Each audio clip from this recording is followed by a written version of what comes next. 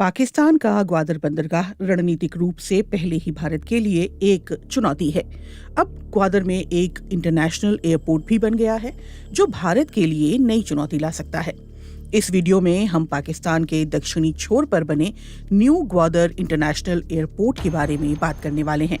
ये क्यों खास है, क्यों बना है, भारत पर कैसा असर हो सकता है और इसका इस्तेमाल कौन करेगा। बीते सोमवार को पाकिस्तान की राष्ट्रीय एयरलाइन PIA की पहली कमर्शियल फ्लाइट ने न्यू ग्वादर इंटरनेशनल एयरपोर्ट पर सफल लैंडिंग की। पाकिस्तानी अधिकारियों के मुताबिक क्षेत्रफल के हिसाब से ये पाकिस्तान का सबसे बड़ा एयरपोर्ट है।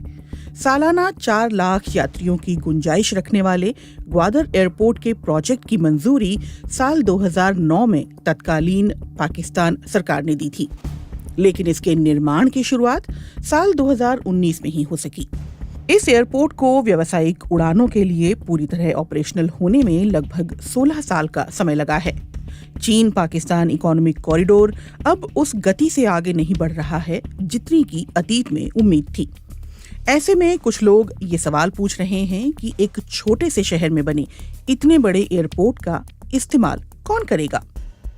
अधिकारियों का कहना है कि पाकिस्तान की सुरक्षा परिस्थितियों, विशेषकर चीनी इंजीनियरों पर हमलों के कारण इस एयरपोर्ट को तैयार होने में देर हुई है। सबसे पहले जानते हैं कि इस एयरपोर्ट में क्या खास है। न्यू ग्वादर एयरपोर्ट के लाउंज का उद्घाटन करने के लिए पाकिस्तान के रक्षा और उड्डयन मंत्री ख्वाजा आसिफ पहुंचे थे। उन्होंने बलूचिस्तान के गवर्नर जाफर खान मंदोखेल और मुख्यमंत्री सरफराज अहमद बुगटी के साथ इस उड़ान और इसके मुसाफिरों का स्वागत किया। ख्वाजा आसिफ ने कहा कि इससे इलाके में पूंजी निवेश बढ़ेगा, रोजगार के अवसर पैदा होंगे। उन्होंने ग्वादर एयरपोर्ट के निर्माण को चीन पाकिस्तान सहयोग की एक बड़ी उपलब्धि बताया। इसके निर्माण के लिए ग्रांट में चीन का बड़ा हिस्सा है और कुछ हिस्सा ओमान का भी है। ये एयरपोर्ट लगभग 4,300 एकड़ के क्षेत्रफल में फैला हुआ है। न्यू ग्वादर एयरपोर्ट चीन पाकिस्तान इकोनॉमिक कॉरिडोर के प्रोजेक्ट से पहले प्लानिंग में मौजूद था। इसमें काम करने की देरी से इसकी लागत में भी कई गुना इजाफा हुआ है। पहले सेंट्रल डेवलपमेंट वर्किंग पार्टी ने लगभग 9.6 करोड़ डॉलर की लागत से इसके निर्माण को मंजूरी दी थी, लेकिन मौजूदा प्रोजेक्ट लगभग 24 करोड़ अमेरिकी डॉलर की लागत से तैयार किया गया है। लेकिन एयरपोर्ट बनने के बाद से बलूचिस्तान के क्या हालात हैं? बलूचिस्तान के हालात के कारण ग्वादर के इस नए एयरपोर्ट का उद्घाटन भी अटका पड़ा था। पहले उद्घाटन 14 अगस्त 2024 को होना था, लेकिन 28 जुलाई को बलोच एकता समिति ने ग्वादर में धरना दिया। इस धरने ने हिंसक रूप ले लिया और ये प्रदर्शन कई दिनों तक जारी रहा। 25 अगस्त को बेला में पाकिस्तानी सेना पर आत्मघाती हमले समेत बलूचिस्तान में 13 जगहों पर चरमपंथी हमले हुए।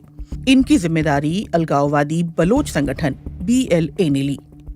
शांति व्यवस्था में खराब स्थिति की वजह से अक्टूबर में चीनी प्रधानमंत्री ली चियांग ने इस्लामाबाद से ग्वादर एयरपोर्ट का वर्चुअल उद्घाटन किया था।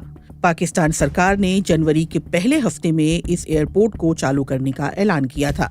कैबिनेट की बैठक में प्रधानमंत्री को बताया गया था कि 10 जनवरी को एयरपोर्ट से पहली उड़ान मस्कट के लिए जाएगी, लेकिन इस पर अमल नहीं हो सका। और इस इंटरनेशनल एयरपोर्ट का इस्तेमाल कौन करेगा?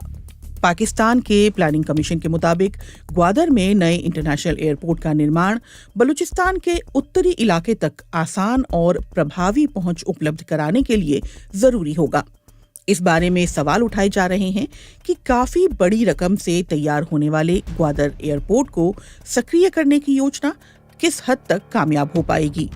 नेशनल पार्टी के सीनेटर जान बलीदी का कहना है कि इस वक्त ग्वादर जिले में 4 एयरपोर्ट हैं, जिनमें से 3 यानी ओडमाड़ा, जीवनी और पसनी निष्क्रिय हैं, जबकि इसी तरह बलूचिस्तान के दूसरे एयरपोर्ट पंजगौर, तुर्बत खसदार और दालबंदेन भी चालू हालत में नहीं हैं।